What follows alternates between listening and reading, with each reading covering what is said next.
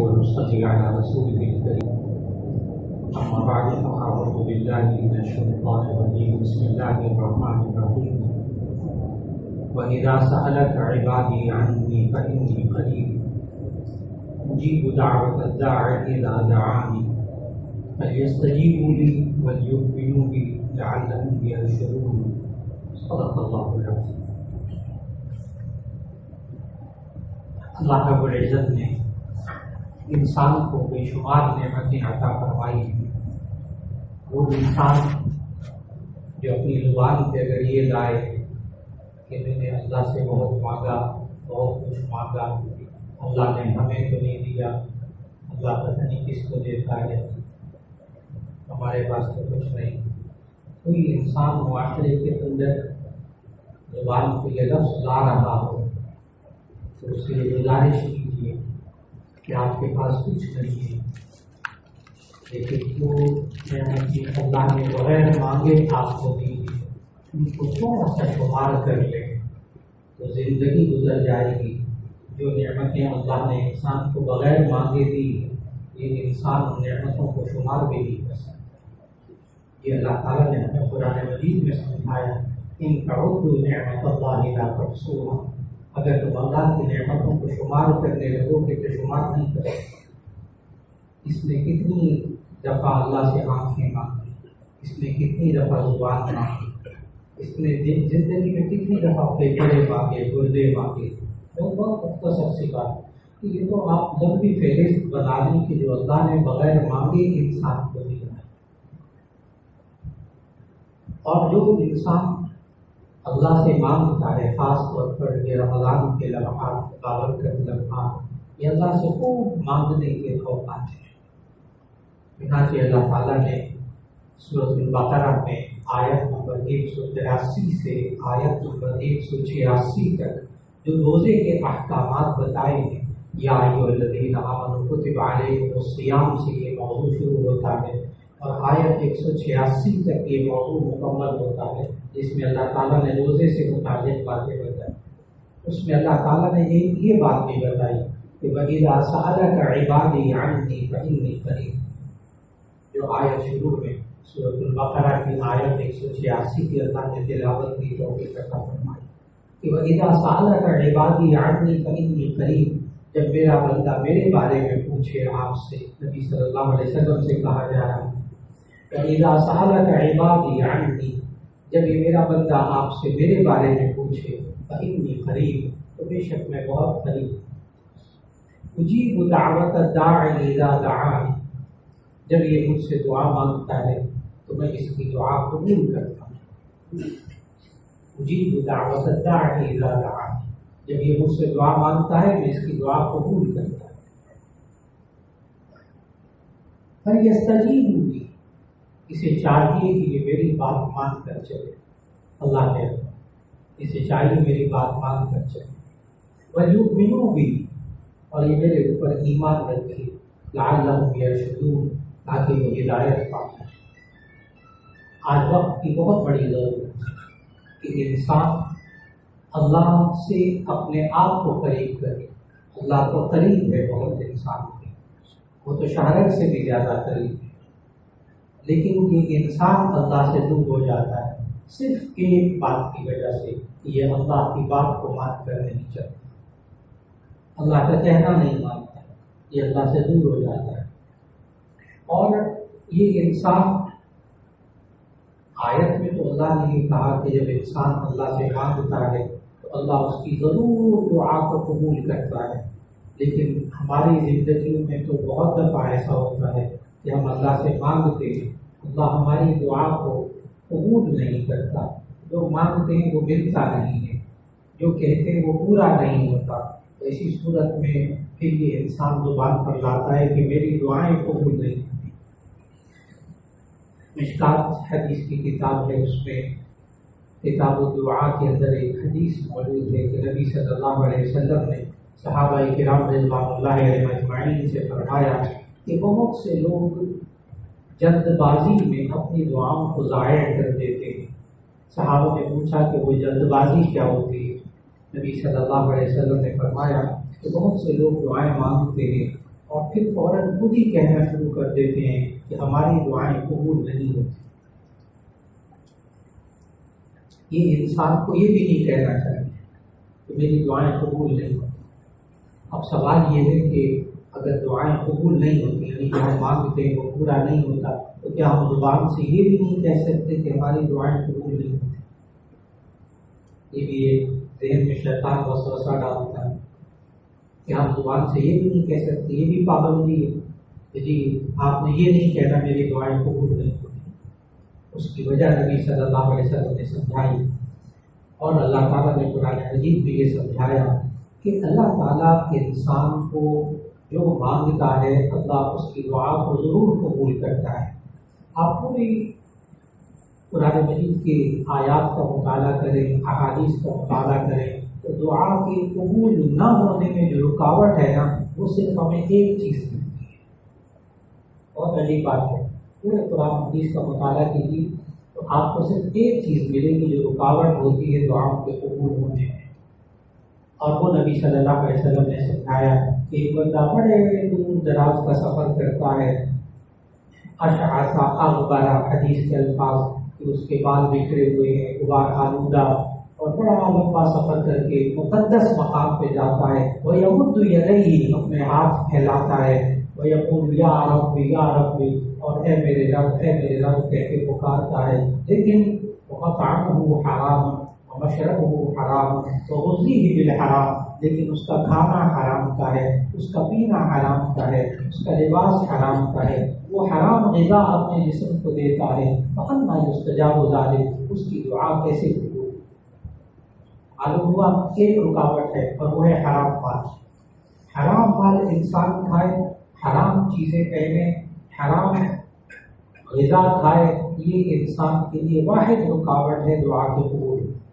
ایک انسان حلال مال کھاتا ہے، اللہ اس کی دعا ضرور قبول کرتا ہے، لیکن اگر آپ کے ذہن میں یہ بات آ جائے کہ جی ہمیں تو بہت واقعی ہم حلال مال کھاتے ہیں لیکن ہماری دعائیں قبول نہیں ہوتی، اس کے لیے دعاؤں کے قبول ہونے کے لیے 4 صورتیں ذہن میں رکھنی چاہیے۔ پھر انسان کے اوپر یہ دعا کا فلسفہ پورا واضح ہو جاتا ہے۔ پہلی بات تو یہ ہے کہ یہ انسان جو مانگتا ہے اللہ وہی اس کو دے دیتا ہے، جو مانگتا ہے اس کو وہی دے دیتا ہے۔ یہ ایک دعا کی قبولیت کی شکل ہے، اور ہم عام طور پر اپنی زندگی میں اسے دعا کا قبول ہونا کہتے ہیں۔ ہم نے جو مانگا اللہ نے دے دیا، کہ میری دعا پوری ہو گئی۔ حالانکہ نبی صلی اللہ علیہ وسلم نے دعا کے فلسفے میں ہمارے ذہن کو بہت واضح کیا ہے کہ یہ صرف ایک صورت ہے، ابھی باقی 3 صورتیں اور موجود ہیں دعا کے قبول ہونے میں۔ پہلی صورت تو یہ ہے کہ اللہ سے جو مانگا جائے اللہ وہی دے دے۔ نمبر 2، اللہ تعالیٰ نے ہمیں قرآن مجید میں سمجھایا، نبی صلی اللہ علیہ وسلم نے احادیث میں یہ والی بات سمجھائی کہ کبھی کبھی ہم اللہ سے مانگتے ہیں، اللہ ہمیں وہ چیز تو نہیں دیتا لیکن نعمت بدل دے دیتا ہے، اس کا متبادل اللہ ہمیں دے دیتا ہے۔ نوجوان بچیاں بسا اوقات سوچتے ہیں کہ ہمیں یہ چیز ملنی چاہیے، یہ چیز ہمارے پاس ہونی چاہیے، ہماری وہاں شادی ہونی چاہیے، لڑکا چاہتا ہے میری فلاں لڑکی سے شادی ہو جائے، نہیں ملتا تو یہ مایوس ہوتا ہے، میں امتحانات دے رہا ہوں، مجھے کامیابی ملنی چاہیے، میرے نمبر اتنے آنے چاہیے، اور میرا یہ مستقبل، میرا فیوچر بنے گا، نہیں بنتا، نہیں ملتا تو یہ مایوس ہوتا ہے، اور مایوس ہو کر یہ مختلف راستے تلاش کرتا ہے۔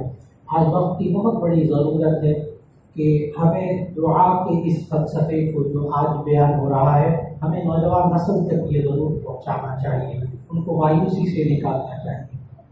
یہ نوجوان طبقہ خاص طور پر یہ جب مایوسی میں جاتا ہے تو ایسی صورت میں اللہ کی رحمت سے مایوس ہوتا ہے، تو یا تو یہ ڈپریشن میں چلا جاتا ہے، صرف اس لیے کہ ہم نے اس کو اللہ کے قریب ہونا نہیں سکھایا، اس نئی رسم۔ خاص طور پر یہ معاشرے کے انسان جب کاروباری حالات ایسے آتے ہیں، یہ مایوسی میں جاتا ہے، یہ ڈپریشن میں جاتا ہے، اور یا پھر ہمارے معاشرے کا جو نوجوان ہے وہ فرسٹریشن میں آتا ہے، یعنی ذہنی انشقاق ذہنی میں آتا ہے، مار پیٹ توڑ پھوڑ لڑائی جھگڑے اس کے اندر آ جاتا ہے، اور یا ڈپریس ہو کر گھر کے کسی کونے میں پڑ جاتا ہے، میرا تو کچھ نہیں ہو سکتا، میری زندگی تو ختم ہو گئی، نمبر ہی نہیں آئے۔ آج کل امتحانات ہو رہے ہیں بچوں کے، اور آگے امتحانات ہو رہے ہیں، یہ کیفیات بہت دیکھنے میں آتی ہیں۔ اور خاص طور پر جب ہم بچوں کی نگرانی نہیں کرتے اور بچوں کو دعا نہیں سکھاتے اپنے، خاص طور پر نوجوان بچے اور بچیوں کو، تو ایسی صورت کے اندر وہ پھر یا تو فرسٹریشن میں جاتے ہیں یا ڈپریشن میں جاتے ہیں۔ اور ایک تیسرا جو خوفناک راستہ ہمارے معاشرے کے اندر ہے وہ ہے ہمارے بچوں کا منشیات میں جانا، نشہ آور چیزوں میں جانا، نارکوٹکس میں جانا۔ یہ آج ہمارے تعلیمی اداروں کے اندر نوجوانوں کے اندر خاص طور پر بہت بڑا مسئلہ بن چکا، بہت بڑا مسئلہ بن چکا۔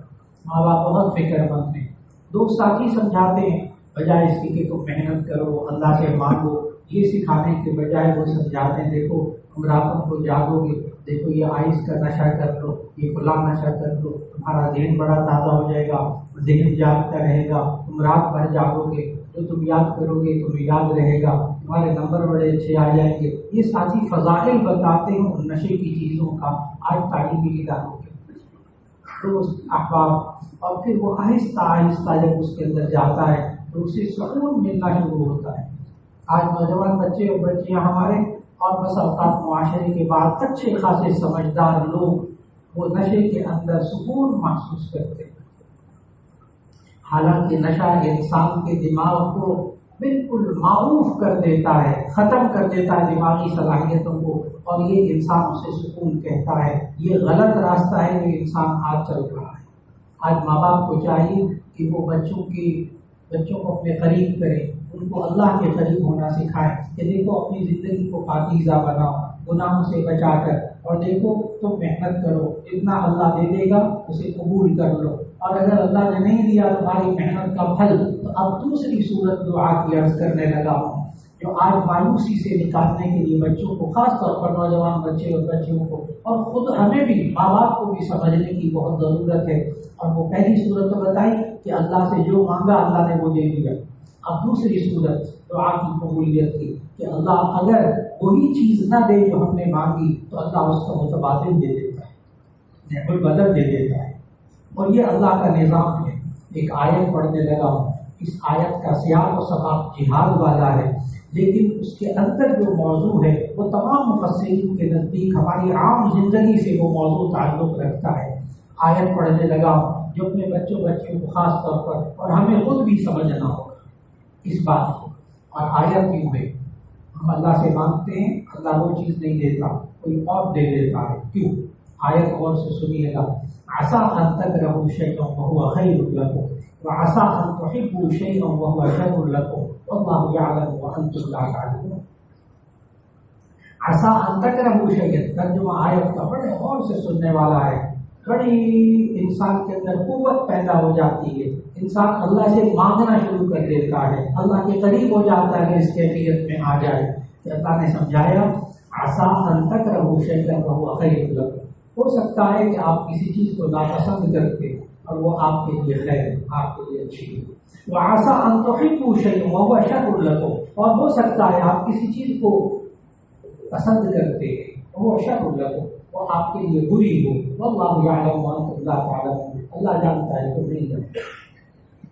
یہ انسان کو کچھ دیر بعد پتہ چلتا ہے، کچھ دیر بعد پتہ چلتا ہے۔ کبھی کبھی نوجوان چاہتے ہیں کہ فلاں لڑکی سے شادی ہو جائے، ماں باپ کی ناک میں دم کر دیتا ہے، پتہ نہیں کیا کچھ کرتا ہے، لیکن ماں باپ بھی کبھی چاہتے ہیں کہ فلاں بھائی کی بیٹی سے شادی ہو جائے، اس کے بیٹے سے ہماری بیٹی کی شادی ہو جائے، لوگ چاہتے ہیں، توقعات ہوتی، مانگتے بھی ہیں اللہ سے، نہیں ہوتی ناراض ہو جاتے ہیں۔ پھر کچھ وقت گزرتا ہے، اب آیت کو غور سے سمجھیے گا، پھر کچھ وقت گزرتا ہے تو یہ انسان کبھی کوئی پلاٹ دینے کی کوشش کرتا ہے، کبھی گھر دینے کی کوشش کرتا ہے، وہ کہتا ہے یہ مجھے مل جاتا، ایسے بھی میں نے خرچ کیے، گناہ کیا، لیکن جب وہاں جس جگہ چاہتا تھا جو اللہ سے مانگا وہاں شادی نہیں ہوئی، جو پلاٹ مانگا، جو گھر مانگا، جو فیکٹری مانگی، جو چیز مانگی وہ نہیں ملی، بعد میں کچھ عرصہ گزرنے کے بعد اس پلاٹ میں کوئی خرابی نظر آتی ہے، کوئی فائلیں خراب نظر آتی ہیں، تو پتہ کیا کہتا ہے، اچھا مجھے اللہ نے اچھا دیا، کبھی وہاں جہاں شادی کرنی ہوتی ہے وہاں کوئی مسائل نکل آتے ہیں تو بندہ اپنی زبان کو پتہ کیا لاتا ہے، بڑا اچھا ہو گئی ہماری بیٹی کی وہاں شادی ہوئی، بس اللہ نے بچا دیا، اللہ کے بندے اتنی دیر میں آتا ہے، اتنی دیر بعد یہ آئے سمجھ میں آئے۔ آج وقت بہت بڑی ضرورت ہے ہماری نوجوان نسل کو بات سمجھانے کی، اور خاص طور پر ہمیں سمجھنے کی کہ ہم اللہ سے مانگیں تو اللہ کبھی وہی چیز دے دیتا ہے، کبھی اللہ نعم البدل دے دیتا ہے، کیونکہ اللہ یعلم وانتم لا تعلمون، اللہ جانتا ہے آپ نہیں جانتے کہ آپ کے لیے کیا خیر ہے کیا شر ہے۔ بس اوقات انسان اللہ سے بہت مانگتا ہے، نہیں ملتا اللہ اس کا متبادل دے دیتا ہے۔ نمبر 3، یا اللہ وہ چیز نہیں دیتا، متبادل بھی نہیں دیتا۔ نمبر 3 کہ اللہ تعالیٰ اس دعا کے مانگنے کی وجہ سے انسان کے گناہ کو معاف کر دیتا ہے کہ اس بندے کی بات کو میں نے پورا نہیں کیا تو اس بندے کے گناہ کو معاف کر دو۔ اور اگر بندے نے اتنا اللہ سے مانگا، اتنا مانگا، بہت دعائیں مانگی، لیکن وہ دعائیں پوری نہیں ہوئی، نہ وہ چیز ملی، نہ نعم البدل ملا، اور گناہ بھی معاف ہوتے چلے گئے، اور جتنے گناہ تھے وہ بھی معاف ہو گئے، اتنا مانگا اللہ سے جس کو ملا نہیں، گناہ بھی معاف ہو گئے۔ اب چوتھی صورت جو نبی صلی اللہ علیہ وسلم نے حدیث میں بتائی، چوتھی صورت یہ ہے کہ اللہ تعالیٰ وہ چیز بھی یا تو وہ چیز نہیں دیتا یا اس کا متبادل بھی نہیں دیتا، اور گناہ بھی معاف ہوتے ہوتے ختم ہو گئے۔ تو پھر نمبر 4، یہ جو بندے نے دعائیں مانگی ہیں اللہ اس کو نیکیوں کی صورت میں آخرت میں دے گا۔ اب جامع ترمذی کی حدیث کا ترجمہ سنانے لگا۔ نبی صلی اللہ علیہ وسلم نے فرمایا قیامت کے دن مومن ایک نیکیوں کا ڈھیر دیکھے گا، اور اس نیکیوں کے ڈھیر کو دیکھ کر کہے گا کہ یا اللہ یہ تو میری نیکیاں نہیں ہیں، کیونکہ اس دن انسان کی آنکھیں کھل جائیں گی نا، اس کو سب کچھ پتا ہوگا یہ میں نے کیا ہے یہ میں نے نہیں کیا، اور یہ میں نے گناہ کیے ہیں یہ اچھے کام کیے، اس کو آنکھیں کھل جائیں گی۔ تو اس وقت یہ انسان نیکیوں کے ڈھیر کو دیکھ کر کہے گا کہ اے اللہ میں نے تو یہ نہیں کیا، یہ نیک کام میرے نہیں ہے، یہ نیکیاں نہیں ہے میری۔ اس وقت نبی صلی اللہ علیہ وسلم نے ارشاد فرمایا اس بندے سے کہا جائے گا اے بندے میرے لیے وہ دعائیں ہیں جو میں دنیا میں پوری نہیں کی تھی۔ آگے حدیث کے الفاظ کا ترجمہ سننے والا نبی صلی اللہ علیہ وسلم نے فرمایا اس وقت یہ بندہ کہے گا کاش میری دنیا میں کوئی دعا نہ قبول ہوئی ہوتی، کاش میری دنیا کو، اس وقت نیکیوں کا ریٹ معلوم ہو جائے گا، نیکیوں کا بھاؤ معلوم ہو جائے گا کہ انسان کے لیے نیکیاں کتنی اہم ہیں۔ اس لیے آج وقت کی بہت بڑی ضرورت ہے کہ انسان اپنے آپ کو دعا میں مصروف کرے، اللہ سے خوب مانگے اللہ سے۔ اور اس آیت نمبر 186 کو ذہن میں رکھیے جو اللہ نے رمضان کے مسائل بیان کرتے ہوئے ساتھ ساتھ بتائی کہ وَإِذَا سَأَلَكَ عِبَادِي عَنِّي فَإِنِّي قَرِيبٌ، جب بندہ مجھ سے مانگتا ہے تو میں اس کے بہت قریب ہوتا ہوں، أُجِيبُ دَعْوَةَ الدَّاعِ إِذَا دَعَانِ، جب یہ مجھ سے کوئی مانگتا ہے تو میں اس کی دعا کو قبول کرتا ہوں۔ لیکن اس بندے کو چاہیے فَلْيَسْتَجِبْ لِي، میری بات کو مان کر چلے، وَلْيُؤْمِنُوا بِي، میرے اوپر ایمان رکھے۔ آج وقت کی بہت بڑی ضرورت ہے، جو انسان اپنی زندگی میں سکون چاہتا ہے نا وہ 2 کام کرنا شروع کر دے، اللہ اور اس کے رسول صلی اللہ علیہ وسلم کی باتوں کو مان کر چلے اور اپنے ایمان کو بڑا پختہ رکھے، اس بندے کو سکون ملے گا، اس بندے کو سکون ملے گا۔ یار بندہ سکون کی تلاش میں ہے، اور خاص طور پر میں نے گزارش کی کہ اپنے نوجوان بچے اور بچیوں پر بڑی گہری نظر رکھیں، ان کے اداروں پر گہری نظر رکھیں، ان کے ماحول پر گہری نظر رکھیں، جس سوسائٹی میں اٹھتے بیٹھتے اس پر بڑی گہری نظر رکھیں، اور ان بچوں کو نشے کی طرف نہ جانے دیں، اس سے بچانے کی کوشش ہو جائے، اور اس کے ساتھ ساتھ ان کی زندگی میں گناہوں کو رخصت کیجیے۔ جتنا یہ انسان گناہوں کے اندر آتا ہے یہ بے سکون ہوتا ہے، اور جتنا انسان نیکی کی طرف آتا ہے اس انسان کو سکون ملتا ہے۔ قرآن مجید کی تلاوت کی عادت ڈالیے بچوں، قرآن مجید کو سمجھنے کی عادت ڈالیے، اس کا ترجمہ ان کو پڑھائیے، انشاءاللہ العزیز اللہ تعالیٰ سکون نازل کرے گا۔ تو نبی صلی اللہ علیہ وسلم نے ہمیں فرمایا کہ دیکھیے جس گھر کے اندر قرآن مجید کی تلاوت ہوتی ہے حفتہم الملائکہ وغشیتہم الرحمہ وانزلت علیہم السکینہ، جس گھر میں قرآن مجید کی تلاوت ہوتی ہے رحمت کے فرشتے اس گھر کو گھیر لیتے ہیں، وغشیتہم الرحمہ، اللہ کی رحمت اس گھر کو ڈھانپ لیتی ہے، وانزلت علیہم السکینہ، اور ان پر سکون نازل ہوتا ہے۔ آج جس ہم سکون کی تلاش میں ہیں وہ سکون قرآن میں ہے، وہ سکون نماز میں ہے، وہ سکون انسان کے اندر نیک اعمال کے اندر ہے۔ جتنا آپ حضرات میں روزے رکھنے والوں نے جتنا سکون روزے کے اندر محسوس کیا اتنا کھانے پینے میں سکون محسوس نہیں ہوتا۔ جتنا اس کو تراویح کے اندر، قیام اللیل کے اندر، راتوں میں عبادت میں جتنا اس کو سکون محسوس ہوا، اس انسان کو اور چیزوں میں سکون محسوس نہیں ہوتا۔ اور پھر نبی صلی اللہ علیہ وسلم نے ارشاد فرمایا کہ الدعاء مخ العبادہ، کہ دعا عبادت کا مغز ہے۔ تمام عبادات کو آپ غور سے دیکھیں تو یہ عبادت کا مغز ہے۔ اور ایک اور جملہ نبی صلی اللہ علیہ وسلم نے فرمایا کہ الدعاء سلاح المؤمن، دعا مومن کا ہتھیار ہے، دعا مومن کا اسلحہ ہے۔ ہتھیار کبھی چلانے والا ناواقف ہو، طاقتور نہ ہو، اس کے اندر استطاعت نہ ہو تو وہ ہتھیار کام نہیں کرتا۔ کبھی ہتھیار خود کمزور ہوتا ہے تو وہ کام نہیں کرتا۔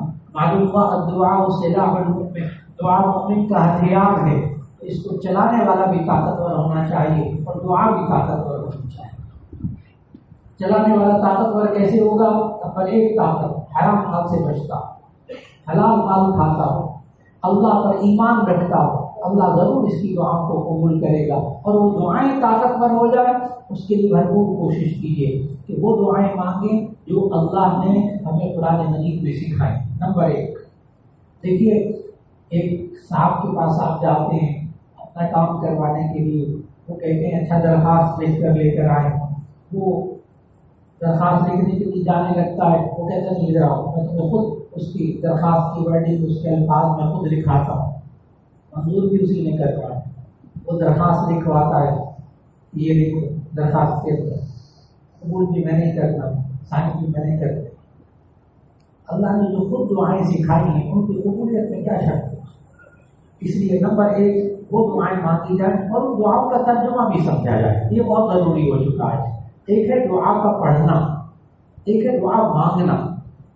ہم جب پڑھتے ہیں تو دعائیں پڑھتے ہیں، جب ترجمہ نہیں آتا تو دعائیں پڑھتے ہیں، لیکن مانگا کیا ہے وہ بندے کو پتہ نہیں ہوتا۔ اور یہ بندہ جب اس دعا کے ترجمے کو، مفہوم کو ذہن میں رکھے گا تو ایسی صورت میں اس کو پتہ ہوگا میں نے مانگا کیا ہے اللہ سے۔